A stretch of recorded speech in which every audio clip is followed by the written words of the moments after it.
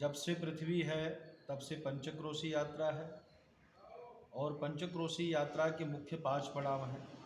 प्रथम पड़ाव कंदवा, द्वितीय पड़ाव भीमचंडी, तृतीय पड़ाव रामेश्वर, चतुर्थ पड़ाव शिवपुर, पंचम और अंतिम पड़ाव कपिलधारा। ये काशी के मुख्य 5 पड़ाव हैं। इसी पंचक्रोशी के महात्म्य के अनुसार भगवान रामचंद्र जी यहाँ यात्रा करते हुए आए, क्योंकि ऐसा विधान है कि पुण्य क्षेत्रे कृतं पापम तीर्थ क्षेत्रे विनश्यति, तीर्थ क्षेत्रे कृतं पापम पंचक्रोशे विनश्यति, पंचक्रोशे कृतं पापम अंतर्गृहे विनश्यति, अंतर्गृहे कृतं पापम पुनः पंचक्रोशे विनश्यति, पंचक्रोशे कृतं पापम वज्रलेपो भविष्यति।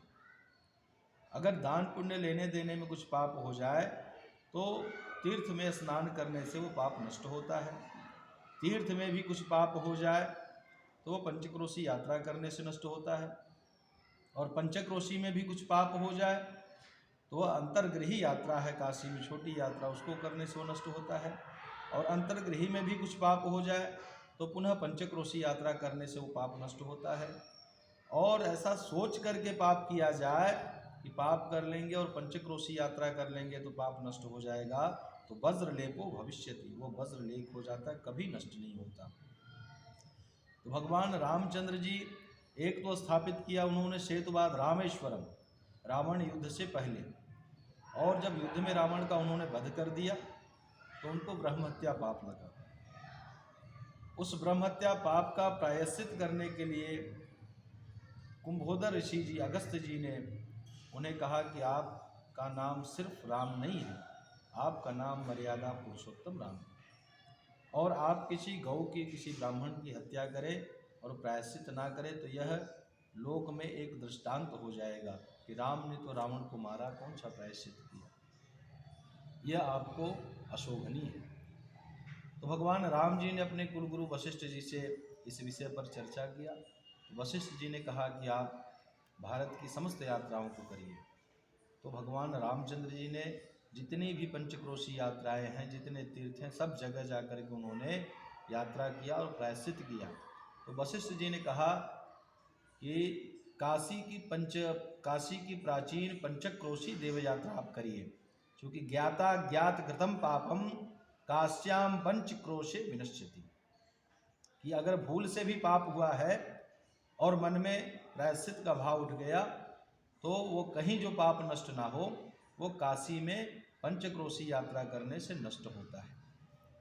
ऐसा महात्मा जान करके भगवान रामचंद्र जी अपने भ्राताजन सहित, गुरुजन सहित, माता सीता जी और हनुमान जी के साथ पुष्पक विमान पर बैठ करके काशी पंचक्रोशी यात्रा करने के लिए काशी आए। और काशी आए तो उन्होंने सामान्य व्यक्ति की तरह सभी जगह तीर्थ पुरोहितों से संकल्प करा करके, आज्ञा अनुमति लेकर के उन्होंने अष्टभैरव, नवचंडी, 56 विनायक, ये सभी का यात्रा किया और पंचक्रोशी यात्रा करते हुए रामेश्वर पर आए, जो यहाँ का पौराणिक वर्णन है वरुणा तीर्थ के नाम से। वरुणा और अस्सी के संगम से यहाँ का नाम वाराणसी हुआ।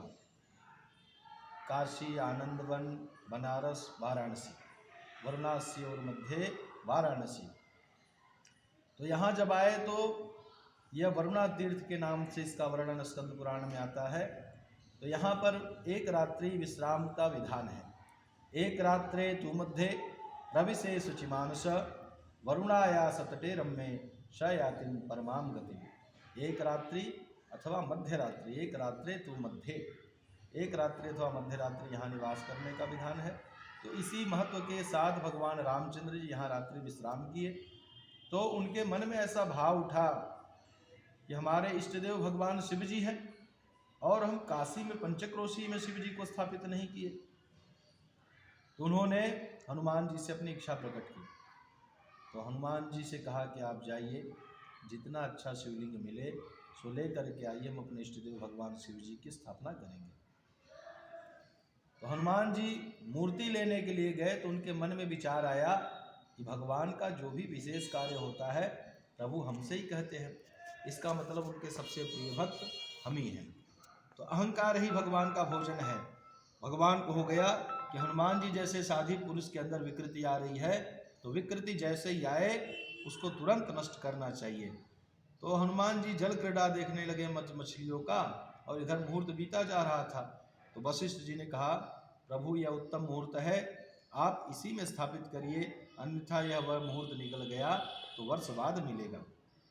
तो भगवान राम जी ने विचार किया कि ये हमारे इष्टदेव शिव जी हैं और रोज हम पार्थिव शिवलिंग बना करके पूजन करते हैं, तो क्यों ना यहाँ हम पार्थिव ही स्थापित करें।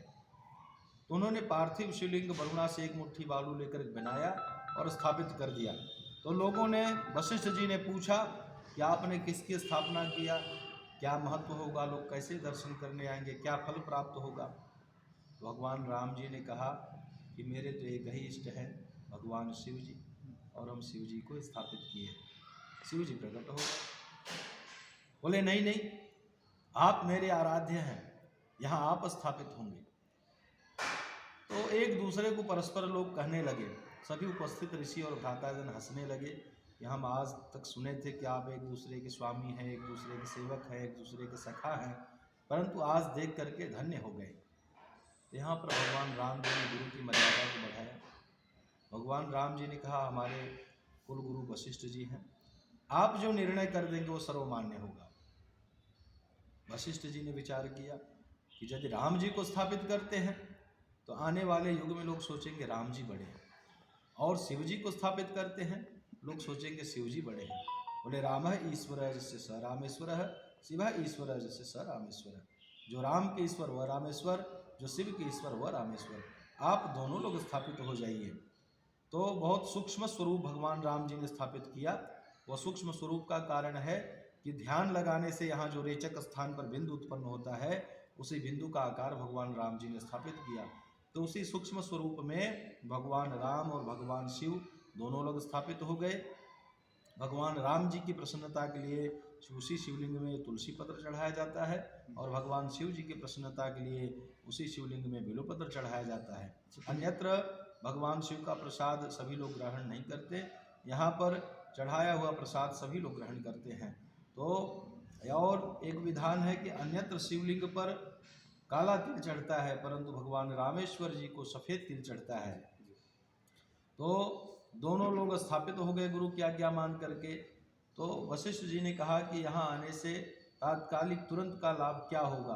तो उन्होंने कहा कि काम, क्रोध, मद, लोभ, ईर्षा, द्वेष, ये खड विकार ऐसे हैं जो कहीं नष्ट नहीं होते, परंतु यहाँ दर्शन मात्र से ही वो नष्ट हो जाएंगे। ऐसा महात्मा हुआ, और तभी हनुमान जी मूर्ति लेकर के आ गए। हनुमान जी मूर्ति लेकर के आए, और जैसे देखे छोटे से स्वरूप का दर्शन किए, चूँकि काशी में सभी बड़े बड़े शिवलिंग हैं, और भगवान ने बहुत सूक्ष्म स्वरूप छोटा सा स्थापित किया। तो हनुमान जी को है ज्ञानी नाम अग्रगण्यम, वो बहुत अच्छे, बहुत बड़े ज्ञानी है। स्वरूप का दर्शन करते ही सारे प्रकरण को समझ गए कि हमारा अहंकार नष्ट करने के लिए भगवान ने मूर्ति तो स्थापित कर दिया। तो भगवान नृपेशु राम, भगवान राम जैसा कोई राजा नहीं हुआ।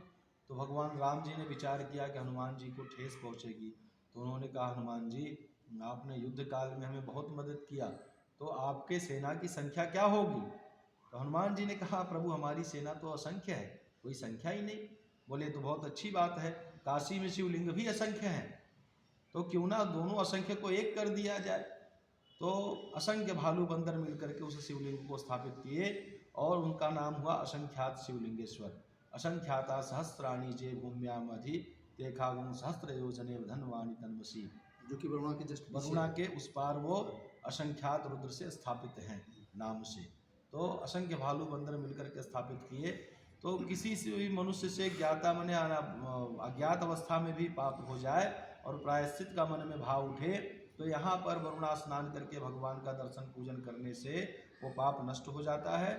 और किसी को पशुवत दोष लगा हो, पशु का दोष लगा हो, पशु पीड़ा हो, तो वो हनुमान जी द्वारा स्थापित शिवलिंग असंख्यात शिवलिंग की स्थापना और दर्शन पूजन करके उस पाप से मुक्त हो सकता है।